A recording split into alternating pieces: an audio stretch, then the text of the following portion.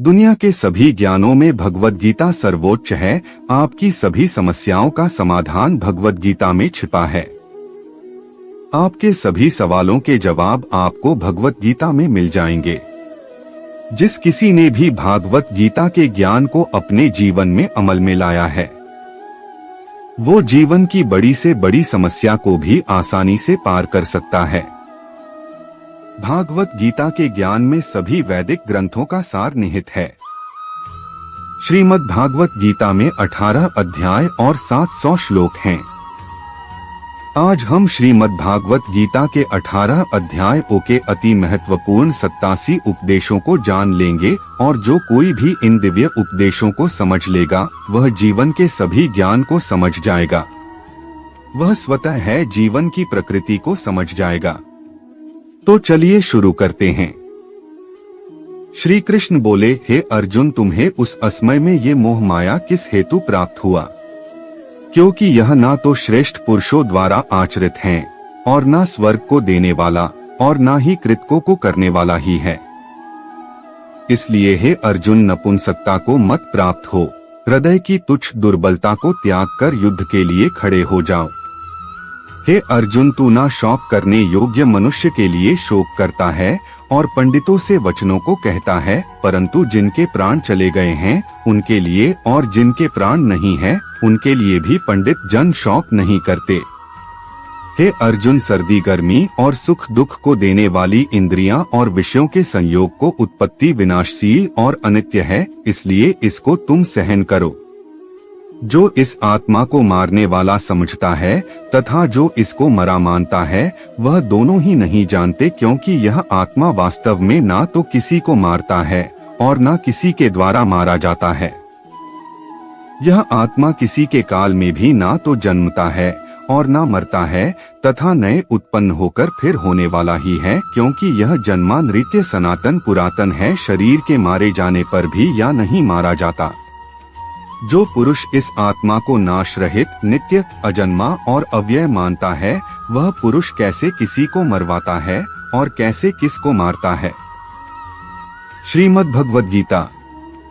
जैसे मनुष्य पुराने वस्त्रों को त्याग कर दूसरे नए वस्त्रों को ग्रहण करता है, वैसे ही जीवात्मा पुरानी शरीरों को त्याग कर दूसरे नए शरीरों को प्राप्त होता है। इस आत्मा को शस्त्र नहीं काट सकते, इसको आग नहीं जला सकते, इसको जल नहीं गला सकता और हवा नहीं सुखा सकता। किंतु यदि तुम इस आत्मा को सदा जन्मने वाला तथा सदा मरने वाला मानते हो तो भी यह महाबाहो तू इस प्रकार करने वाली योग्य नहीं है। हे अर्जुन, यह आत्मा सबके शरीर में सदा ही अवध्य है, इस कारण संपूर्ण प्राणियों के लिए तू शोक करने योग्य नहीं है। या तो तू युद्ध में मारा जाकर स्वर्ग को प्राप्त होगा अथवा संग्राम में जीतकर पृथ्वी का राज्य भोगेगा। इस कारण है अर्जुन को युद्ध के लिए निश्चय करके खड़ा हो जा। जय पराजय, लाभ हानि और सुख दुख को समान समझकर उसके बाद युद्ध के लिए तैयार हो जाओ। इस प्रकार युद्ध करने से तू पाप को नहीं प्राप्त होगा। तेरा कर्म करने में ही अधिकार है, उसके फलों में कभी नहीं। इसलिए तू कर्मों के फल का हेतु मत हो तथा तेरी कर्म ना करने में भी आसक्ति ना हो। हे अर्जुन, जिस काल में या पुरुष मन में स्थित संपूर्ण कामनाओं को भली भांति त्याग देता है और आत्मा से आत्मा में ही संतुष्ट रहता है, उस काल में वह स्थित प्रज्ञ कहा जाता है। दुखों की प्राप्ति होने पर भी जिसके मन में उद्वेग नहीं होता, सुखों की प्राप्ति में जो सर्वथा निष्प्रह है तथा जिसके राग, भय और क्रोध नष्ट हो गए हैं, ऐसा मुनि स्थिर बुद्धि कहा जाता है। इसलिए साधक को चाहिए कि वह उन संपूर्ण इंद्रियों को वश में करके समाहित स्थित हुआ मेरे प्राण होकर ध्यान में बैठे, क्योंकि जिस पुरुष की इंद्रियां वश में होती हैं उसी की बुद्धि स्थिर होती है। विषयों की चिंतन करने वाले पुरुष की उन विषयों में आसक्ति हो जाती है, आसक्तियों से उन विषयों की कामना उत्पन्न होती है और कामना में विघ्न पड़ने से क्रोध उत्पन्न होता है। क्रोध से अत्यंत मूढ़ भाव उत्पन्न हो जाता है, मूढ़ भाव से स्मृतियों में भ्रम हो जाता है, इस स्मृति में भ्रम हो जाने से बुद्धि अर्थात ज्ञान शक्ति का नाश हो जाता है और बुद्धि का नाश हो जाने से या पुरुष अपने स्थिति से गिर जाता है। किसी और के जीवन की नकल को पूर्णता के साथ जीने की तुलना में अपने भाग्य को अपूर्ण रूप से जीना बेहतर है। एक उपहार तब शुद्ध होता है जब वह दिल से सही व्यक्ति को सही समय पर और सही जगह पर दिया जाता है, और जब हम बदले में कुछ नहीं की उम्मीद करते हैं। कोई भी जो अच्छा काम करता है उसका कभी भी बुरा अंत नहीं होगा, चाहे यहाँ या आने वाले दुनिया में। वह सुख जो लंबे अभ्यास से आता है, जो दुख के अंत की ओर ले जाता है, जो पहले जहर की तरह है लेकिन अंत में अमृत के समान है, इस तरह का सुख अपने मन की शांति से उत्पन्न होता है। जो कोई भी आध्यात्मिक प्राप्ति के उन्नत चरण के लिए अपने दृढ़ संकल्प में स्थिर है और संकट और सुख के हमलों को समान रूप से सहन कर सकता है, वह निश्चित रूप से मुक्ति के योग्य व्यक्ति है। भगवान की शांति उनके साथ है जिनके मन और आत्मा में सामंजस्य है, जो इच्छा और क्रोध से मुक्त हैं, जो अपनी आत्मा को जानते हैं। नरक के 3 कारण हैं: रोमांच, क्रोध और लोभ। अपने सभी कार्यों को भगवान पर केंद्रित मन के साथ करें, आसक्ति का त्याग करें और सफलता और असफलता को समान दृष्टि से देखें। अध्यात्म का अर्थ है संभाव। वह जिसने घृणा को जाने दिया है, जो सभी प्राणियों के साथ दया का व्यवहार करता है, और करुणा जो हमेशा शांत रहती है, दर्द या खुशी से अप्रभावित, मैं और मेरा से मुक्त, आत्मनियंत्रित, दृढ़ और धैर्यवान। उसका पूरा दिमाग मुझ पर केंद्रित था। यही वह आदमी है जिसे मैं सबसे ज्यादा प्यार करता हूँ। वह आदमी जो मुझे हर चीज में देखता है, वह जो एकता में निहित है, एहसास है कि मैं हूँ हर प्राणी में, जहाँ कहीं भी वह जाता है वह मुझ में रहता है। जब वह सभी को समान रूप से देखता है, दुख में या खुशी में, क्योंकि वे अपने जैसे हैं, वह आदमी योग में सिद्ध हो गया है। सुख और संकट की अस्थायी उपस्थिति और समय के साथ उनका गायब होना सर्दी और गर्मी के मौसम की उपस्थिति और गायब होने की तरह है। वे इंद्रिय बोध से उत्पन्न होते हैं और किसी को परेशान किए बिना उन्हें सहन करना सीखना चाहिए। अपना मन अपने काम पर लगाओ, परंतु उसके फल पर कभी मत लगाओ। वह सभी चमकदार वस्तुओं में प्रकाश का स्रोत है। वह पदार्थ के अंधकार से परे है और अव्यक्त है। वह ज्ञान है, वह ज्ञान का विषय है और वह ज्ञान का लक्ष्य है। वह सबके हृदय में विराजमान है।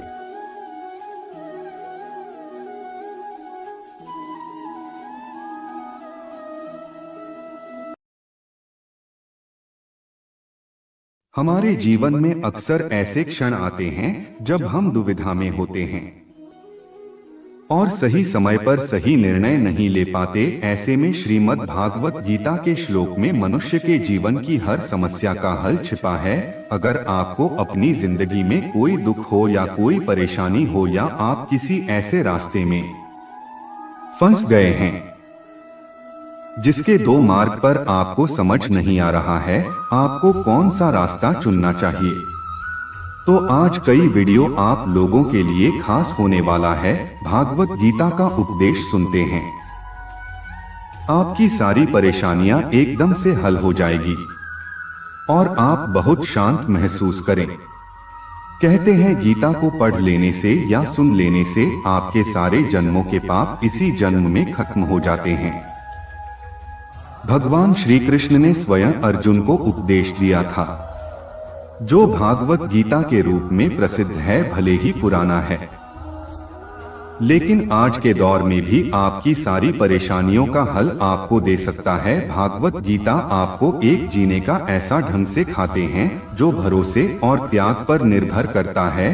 जब तक आपको किसी चीज पर भरोसा नहीं है, आप उसको हासिल नहीं कर सकते, और जब तक आप त्याग नहीं करेंगे आपको कुछ हासिल नहीं होगा। भरोसे और त्याग से ही आपको सब कुछ हासिल हो सकता है। दोस्तों, आज के इस वीडियो में आपको भागवत गीता के बीच ऐसे उद्देश्यों के बारे में बताएंगे जो सरल भाषा में दिया गया है, जो आप लोग ध्यान से जरूर सुने, पर अपने दोस्तों के साथ जरूर शेयर कीजिएगा। गीता का पहला देश है क्रोध पर काबू रखना। आपने यह कहावत तो जरूर सुना होगा कि क्रोध से भ्रम पैदा, भ्रम से बुद्धि व्यग्र होती है, और जब बुद्धि व्यग्र होती तब तक नष्ट हो जाता है, और जब तक नष्ट होता है तब व्यक्ति का पतन हो जाता है। यह कहावत भगवान श्री कृष्ण ने स्वयं कहा था। श्री कृष्ण कहते हैं, क्रोध एक ऐसा शहर है जो व्यक्ति को मारता तो नहीं, लेकिन उसको अपने जैसे विषैला बना देता है। अब आप सोचेंगे, मिला क्रोध किसी व्यक्ति को विषैला कैसे बना सकता है? वे इसलिए क्योंकि अक्सर जब इंसान गुस्से में होता है तो अपना आपा खो बैठता है, सामने वाले को ऐसे शब्द बोल जाता है जो किसी जहर से कम नहीं लगते। आप में से भी ऐसे बहुत से लोग होंगे जिसे क्रोध की वजह से बहुत सी परेशानियों का सामना करना पड़ा होगा, क्योंकि क्रोध के आवेश में आकर अक्सर इंसान अपने पराये का लिहाज भूल जाता है, जिसके चलते वो अपने सबसे करीबी रिश्ते खराब है। अब सवाल यह है कि क्रोध की अग्नि को ठंडा कैसे किया जाए। तो चलिए हम आपको एक कहानी के माध्यम से समझाते हैं। प्राचीन समय की बात है। एक महिला थी जिसका स्वभाव बहुत क्रोधित, उसे छोटी छोटी बातों में गुस्सा आ जाता था। अपने गुस्से के आगे वो अच्छे बुरे का भेद तक भूल जाते थे, जो मुंह में आता बोल देते। महिला के उग्र स्वभाव के कारण उसके परिवार और उसका पूरा गांव परेशान था। मगर जब उसका गुस्सा शांत हो जाता तो अपने किए पर पछतावा भी करते थे। वह खुद क्रोध को काबू करना चाहती थी, लेकिन उसे सफलता नहीं मिल पा रही थी। ऐसे ही एक दिन उसके गांव में संत आई महिला। वे संत से मिलने पहुंचे और उन्हें अपनी परेशानी बताई और कहा कि मैं अपना स्वभाव नहीं सुधार पा रहे हैं, कृपया कोई ऐसा उपाय बताइए जिससे मेरा साहब आप हमेशा के लिए शांत हो जाएं। संत ने महिला की बातों को गौर से सुना। वह समझ चुके थे इसकी समस्या कैसे दूर हो सकती है। उन्होंने महिला को एक सी दी और कहा कि इसमें एक दवा है, जब तुम्हें क्रोध आया तो इसे मुंह से लगाकर धीरे धीरे पीला इसे। तब तक मुंह से लगाए रखना जब तक तुम्हारा क्रोध शांत ना हो जाए। जब इसकी दवा खत्म हो जाए तो आश्रम आकर और ले जाना। संत की आज्ञा मानकर महिला ने क्रोध आने पर उस दवा का सेवन करना शुरू कर है। 1 सप्ताह में ही उसका क्रोध कम होने लगा। इससे खुश होकर वो आश्रम में संत से मिलने पहुँचे और उन्हें बताया कि आपकी दवा चमत्कारी है, मेरा क्रोध कम हो गया है।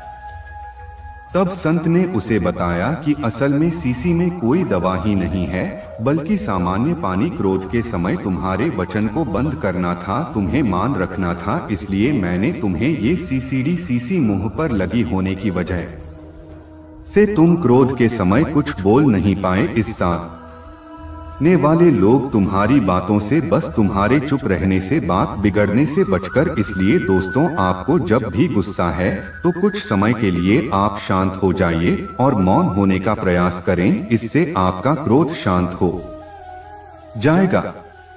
भागवत गीता का दूसरा उद्देश्य है देखने का नजरिया। भगवान श्री कृष्ण कहते हैं, हालात को देखने का नजरिया तय करता है कि हमारा भविष्य कैसा होगा। जो लोग नकारात्मक सोच थे उनके जीवन में कई तरह की परेशानियां बढ़ने लगती है। जिस तरह हम लोगों की सोच एक जैसी नहीं हो सकती, उसी तरह चीजों को देखने और उन्हें समझने का हमारा नजरिया भी एक जैसा नहीं हो सकता। कोई इंसान ऐसा होता है जो हमेशा अच्छी चीजें सोचता है, तो कोई ऐसा होता है जिसके दिमाग में हमेशा बुरे विचार ही आते हैं। उसी तरह कोई व्यक्ति ऐसा होता है जिसमें कुछ न कुछ अच्छाई जरूर होता है, लेकिन कोई ऐसा भी होता है जो हर चीज में कमियां निकालते हैं। दोनों ही सिचुएशन में दो अलग अलग तरह की सोच रखने वाले व्यक्तियों को लगता है, क्यों सही सोचने वाले को लगता है कि वह सही सोच रहे, और गलत सोचने वाले को लगता है कि वो भी सही सोच रहा है। लेकिन कहीं न कहीं दोनों में से कोई एक व्यक्ति ही सही। मैं आपको एक छोटी सी कहानी के माध्यम से हमारा लोगों और जिंदगी के प्रति नजरिया कैसा होना चाहिए पुराने समय में एक शराबी व्यक्ति के 2 बेटे थे। उसकी पत्नी की मृत्यु हो चुकी थी। जब बच्चे थोड़े बड़े हुए तो भी पिता की नशे की लत से परेशान रहते थे। एक दिन पिता की मृत्यु हो गई। जब दोनों लड़के बड़े हुए तो बड़ा भाई तो शराबी हो गया, लेकिन छोटा भाई पढ़ लिखकर समाज का सम्मानित व्यक्ति बन गया था। दोनों भाइयों को देखकर लोग आश्चर्य करते थे कि एक भाई बेकार है, शराब पीते रहते हैं, लेकिन दूसरा भाई इतना समझदार और सफल इंसान कैसे बन गया। एक दिन कुछ लोगों ने बड़े भाई से पूछा कि तुम दिन भर शराब पीते हुए लोगों से बिना वजह झगड़ा करते हैं, इसकी वजह क्या है? तुम इसे किस वजह से बन गए? शराबी व्यक्ति ने उत्तर दिया कि आज मैं जो कुछ भी हूँ उसके जिम्मेदार मेरे पिता है। वह हमेशा शराब पीते थे, घर में झगड़ा करते थे, उन्हें देखकर मैं भी उनके जैसा ही हो गया। लोग छोटे भाई के पास पहुंचे। लोगों ने कहा, तुम्हारा बड़ा भाई तो शराबी है, वह कुछ काम नहीं करता, लेकिन तुम एक सफल और प्रसिद्ध इंसान बन गए, इसकी वजह क्या? सफल व्यक्ति ने कहा, मैं आज जिस मुकाम पर हूँ उसकी वजह मेरे पिता। ये बातें सुनकर लोगों को बहुत हैरानी हुई। दोनों लड़कों के अच्छे बुरे हालात के लिए इनके पिता जिम्मेदार कैसे हो सकते हैं? लोगों ने छोटे भाई से यह प्रश्न पूछा। उस व्यक्ति ने बताया, मेरे बड़े भाई ने पिता की बुरी आदतों को अपना लिया, लेकिन मैंने शुरू से ही सोच लिया था कि मुझे पिता की तरह शराबी नहीं बनना है। वैसा काम नहीं करूंगा जिससे दूसरों को तकलीफ होती है, इसलिए मैंने को पढ़ाई की और आज मैं एक सफल व्यक्ति हूँ। दोस्तों, हमें परिस्थितियों को सकारात्मक सोच के साथ देखना चाहिए। अगर हम अच्छा सोचेंगे तो अच्छा ही होगा। जो लोग नकारात्मक सोच थे उनके जीवन में परेशानियां बनी रहती। दूसरों की गलतियों से सीख लेकर सकारात्मक सोच के साथ आगे बढ़ेगी तो सफलता जरूर मिलती है। भागवत गीता का तीसरा उपदेश है मन पर नियंत्रण। भगवान श्री कृष्ण के इस उपदेश में मन को नियंत्रित करने के बारे में बताया गया है, क्योंकि मन चंचल है, किंतु यह हमारे अधीन है और हमारी अनोखी शक्ति है, जिसके सही उपयोग से हम किसी भी बाधा को पार कर सकते हैं।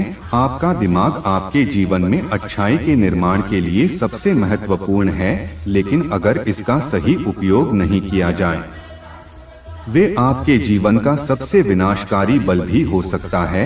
आपका मन विशेष रूप से आपके विचार आपके जीवन को प्रभावित करते हैं, और इसलिए जीवन को सही तरह से जीने के लिए हमारा मन पर पूरा प्रभाव होना चाहिए और यह हमारे अनुकूल ही कार्य करना चाहिए। भागवत गीता में भगवान श्री कृष्ण कहते हैं, मन का बेचैन होना उसका सहवाग है। मेरे मन को लगता है अगर वह अलग अलग बातों के बारे में सोचता रहेगा तो हमें आने वाली हर मुश्किल और मुसीबत से बचा लेगा, पर ऐसा होता नहीं है।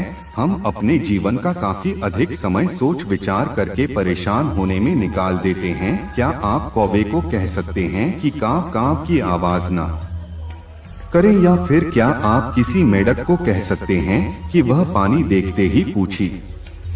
नाम है हमारे मन का भी कुछ ऐसा ही। जीवन में कुछ भी होता है, अच्छा या बुरा, हमारा मन उस पर काम करने लगता है। का आकाओं से मेरा मतलब है चिंता करना, व्याकुल होना कोई बुरी बात होती भी नहीं है, और मन परेशानी के ऊंची ऊंची लपटें लेने लगता है। कभी कभी तो मुझे ऐसा लगता है कि हम में से कई लोग सिर्फ परेशान होने के लिए जीत है। सारी परेशानी, पीड़ा, दुविधा अक्सर हमारे मन की बनाई हुई कहानियां होती है। इस बात को ध्यान रखें कि आपकी परेशानी सिर्फ आपके मन की एक स्थिति है।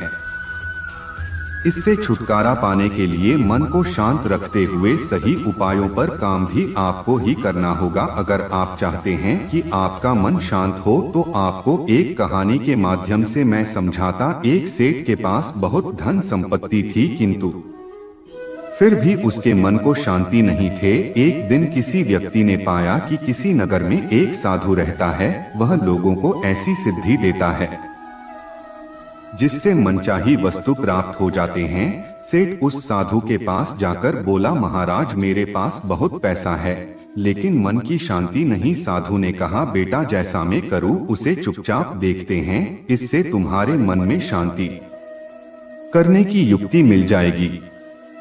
अगले दिन साधु ने शेर को कड़ी धूप में बिठाए रखा और खुद कुटिया में चले गए। शेर गर्मी से बेहाल हो गया, मगर चोपड़ा दूसरे दिन साधु ने उसे कुछ भी खाने पीने को नहीं दिया और स्वयं तरह तरह के पकवान खाता। सेठ इस दिन भी चोपड़ा, तीसरे दिन सेठ गुस्से में वहां से जाने लगा। साधु बोला, क्यों, क्या हुआ? इस बात पर सेठ बोला, महाराज मैं यहाँ बड़ी आशा लेकर आया था किंतु मुझे यहाँ निराशा ही मिली। इस बात के उत्तर पर साधु ने कहा, मैंने तो तुम्हें शांति की युक्ति बता दें। पहले दिन जब मैंने तुम्हें धूप में बैठने के लिए कहा और मैं कुटिया में बैठा तो तुम्हें बताया कि मेरी छाया तुम्हारे काम नहीं आएगी। मैंने तुम्हें भूखा रखा और खुद भरपेट खाना, उससे मैंने तुम्हें समझाया कि मेरी साधना से तुम्हें सिद्धि नहीं मिले। उसी तरह शांति भी तुम्हें अपनी मेहनत और पुरुषार्थ से ही मिलेगी।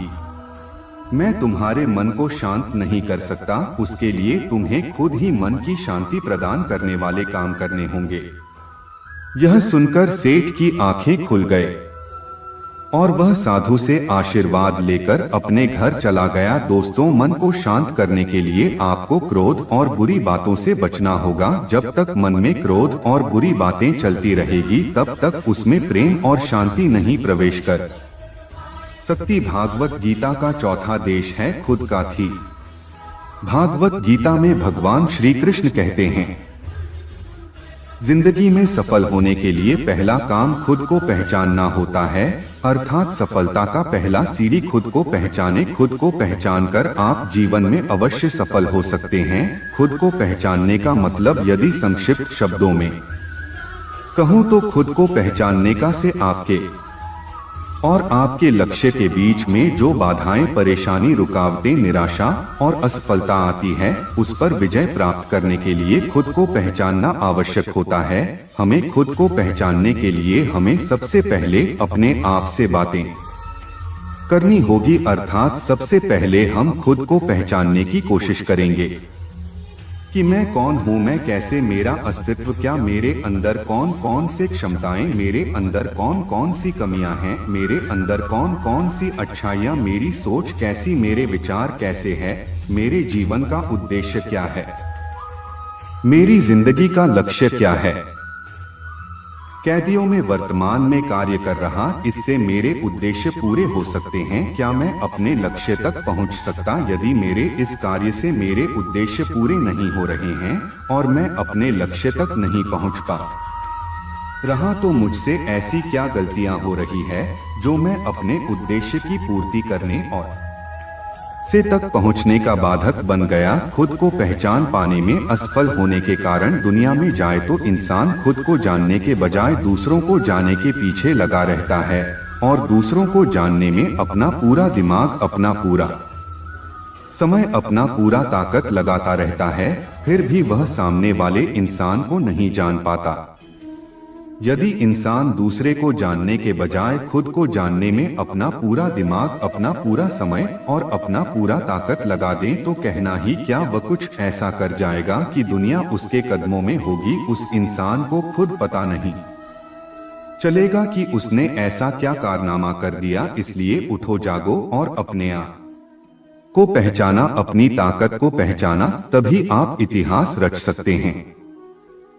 भागवत गीता का 5वां उद्देश्य है खुद का निर्माण। श्री कृष्ण कहते हैं कि मानव जीवन अनमोल है, इस बात से कोई इनकार नहीं करता, परंतु यह भी विडंबना है, ईश्वर रूपी शरीर को हम उतना मान सम्मान नहीं करते हैं जितना वास्तव में हमें करना चाहिए। यह सच है, शरीर के ऊपरी सौंदर्य की चिंता बहुत करते हैं, किंतु इस शरीर के भीतर थे ईश्वर और उसके निवास रूपी मंदिर के प्रति कभी सचेत होना ही नहीं चाहते। इसलिए हम भौतिक सुख दुख के चक्रव्यूह में उलझे रह जाते हैं और खुद के निर्माण के प्रति लापरवाह बने रहते हैं, जिसका खामियाजा न केवल खुद हमें बल्कि परिवार समेत आज राष्ट्र और समूचे संसार को किसी न किसी रूप में भुगतना ही पड़ता है।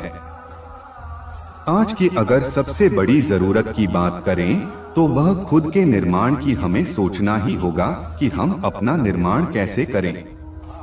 ईश्वर ने हमें सर्वश्रेष्ठ बना है। सिर्फ इतना मानने भर से हम श्रेष्ठ नहीं हो गए, हमें अपने मन वचन कर्म से भी श्रेष्ठ बनना ही होगा। जब तक हम खुद को ईश्वर के एक इकाई मानकर विचार नहीं करेंगे तब तक हमारा या आपका भला नहीं हो सकता। हमें अपने शरीर रूपी मंदिर और उसके भीतर बैठे जीव तत्व को महत्व देना, उसकी स्वच्छता, उसके प्रति समर्पण भाव का अनुकरण बनाए रखना ही होगा। हम जितनी चिंता बाहर यह निर्माण के करते हैं उससे कहीं अधिक चिंता स्वयं निर्माण के भी करनी होगी। इसके लिए हमें सिर्फ अच्छाई और सकारात्मक बिंदुओं पर ही ध्यान केंद्रित करना होगा। हमें औरों के साथ साथ अपने आप के लिए अच्छे गुणों पर ध्यान देना होगा। हम सभी सर्वशक्तिमान महात्मा की संतान हैं। शक्तिशाली परमात्मा के सारे गुण हमारे अंदर विद्वान हैं। उन शक्तियों का सही प्रयोग करके हम अपना निर्माण कर सकते हैं और अपना सुंदर निर्माण के साथ ही हम अपने परिवार, समाज, राष्ट्र तथा पूरी सृष्टि का निर्माण कर सकते हैं। आइए आज हम अपने जीवन के स्वयं निर्माण की पहली सुबह मानकर जुट जाएं और सबसे पहले खुद के निर्माण के लिए प्रयास करें। विश्वास कीजिए, असंभव जैसा भाव संभव की सबसे बड़ी बाधा है। इसलिए असंभव को टालें के अंदर बंद करें। सिर्फ संभव के मंत्र का मंत्रोच्चार की याद रखें। आपकी पहचान आप नहीं, आपका व्यक्तित्व कृतित्व ही रेखांकित करने वाला है। इसके लिए स्वयं निर्माण के सिवा कोई रास्ता ही नहीं। भागवत गीता का छठा उद्देश्य कर्म करो, फल की चिंता मत करो। श्री कृष्ण ने भागवत गीता में कर्म और फल के बीच एक संबंध बताते हुए कहते हैं कि हमें कम करना चाहिए लेकिन फल की चिंता नहीं करनी चाहिए। यह इसलिए है क्योंकि हम अपने कर्म फल के बारे में पूर्वानुमान लगा सकते हैं लेकिन फल निश्चित नहीं होता है। इसलिए फल की चिंता करना निरर्थक है और उससे हमें अत्यधिक चिंता और तनाव का सामना करना पड़ता है। श्री कृष्ण इससे भी आगे जाकर कहते हैं के कारण करना हमारा कर्तव्य होता है लेकिन हमें कर्म फल के बंधन से मुक्त होकर कम करना चाहिए। कर्म फल की चिंता से हम अपने कर्तव्य को नहीं निभा पाते और फल की अपेक्षाकार अपने कर्तव्य को भूल जाते हैं। श्री कृष्ण कहते हैं जब हम अपने कर्म करते हैं तो हमें अपने कर्तव्य के प्रति उत्साह और संकल्प होना चाहिए जो एक सफल जीवन के लिए आवश्यक होते हैं। मैं आपको एक कहानी के माध्यम से इसे स्पष्ट करता। एक राजा था, जबकि प्रजा का बहुत ख्याल रखता था। वह अपनी प्रजा के बीच जाता और उनकी समस्याओं को सुनता था और कोशिश करता था कि वह उनकी समस्याओं को दूर कर सके। उनके कर्तव्य निष्ठा के चर्चे दूर दूर तक फैले हुए थे। एक बार राजा अपने राज्य में भ्रमण करने के लिए निकले हुए थे। तब उनके कुर्ते का एक बटन टूट गया। यह देखकर राजा ने अपने मंत्री को तुरंत बुलाया और उसे आदेश दिया कि गांव से एक अच्छे दर्जी को बुला लाए और उनके कुर्ते का बटन लगा दी। यह सुनकर मंत्री ने गांव में दर्ज की खोज शुरू कर दी। सहयोग से उन्हें एक दर्जी भी मिल गया। गांव में उसकी छोटी सी दुकान थी। उस दर्जी को जल्दी राजा के पास लाया गया। उस दर्जी से राजा ने कहा क्या वह उसके कुर्ते के बर्तन सिल सकता है। दर्जन का यह तो बड़ा ही आसान का दर्जा। अपने थैले से धागा निकाला और कुर्ते का बटन लगा दिया। राजा बेहद खुश हुआ और उससे पूछा क्यों, उन्हें कितने पैसे थे। इस पर दर्जी ने कहा कि इतने से काम के लिए पैसे नहीं ले सकता। इसका राजा ने कहा वो इसकी कीमत जरूर देंगे।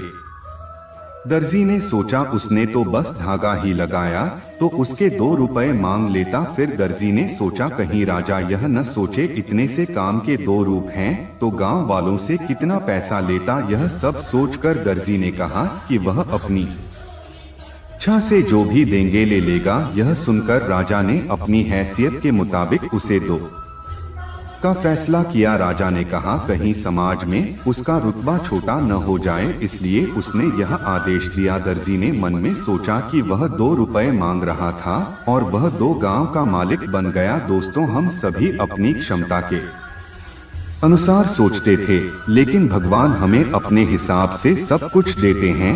हम छोटा मांगते हैं, कई बार भगवान है में उनके देने की क्षमता के आधार पर कुछ अच्छा और बड़ा दे देते हैं। इसलिए गीता में श्री कृष्ण ने कहा कि कर्म करो, फल की इच्छा मत करो।